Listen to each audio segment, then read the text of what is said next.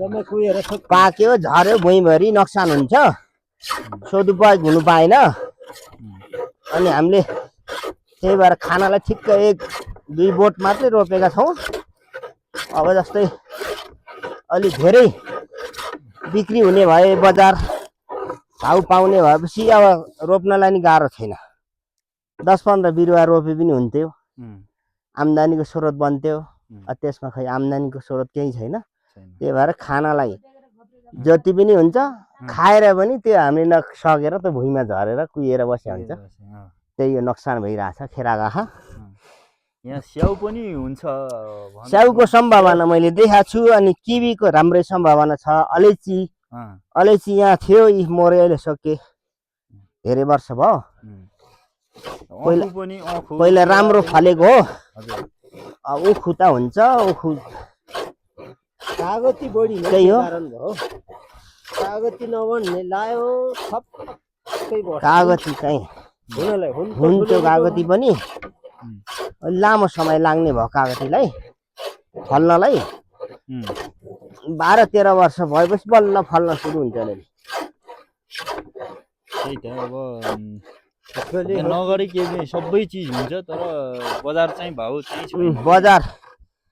हामीलाई यति भयो कि बजार व्यवस्थापन केही मानि भएन हाम्रो आलु फल्छ राम्रो बर्खा सिजनमा हिउँदमा पनि फल्यो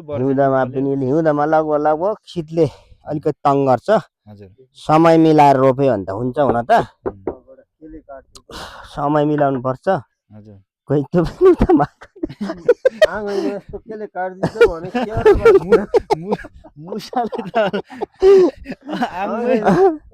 मुसा आतंक पनि छ कि यहाँ है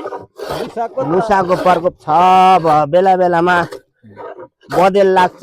दुम्सी लाग्छ बाँदर लाग्छ स्याल लाग्छ अब हरेक चिजको छ समस्या त हरेक कुराको मकै जोगाउन नि गाह्रै छ अब एउटा कुखुरा पाल्यो स्यालले टिपिदिन्छ पाल्यो अब एउटा लैदियो हेर्दा डौडेले माथि हिउँदला अनि माथि आकाशबाट उड्नेले खान्छ बर्खा लाग्यो भने स्यालले वनबिरालो भन्ने हुन्छ एउटा ढाँडे अनि त्यसले त्यस्तै छ समस्या त्यही हो हाम्रो समस्या बस्नलाई त आनन्द छ लेकमा राम्रो चिसो छ अर्ग्यानिक खानाहरू पाइन्छ उब्जायो भने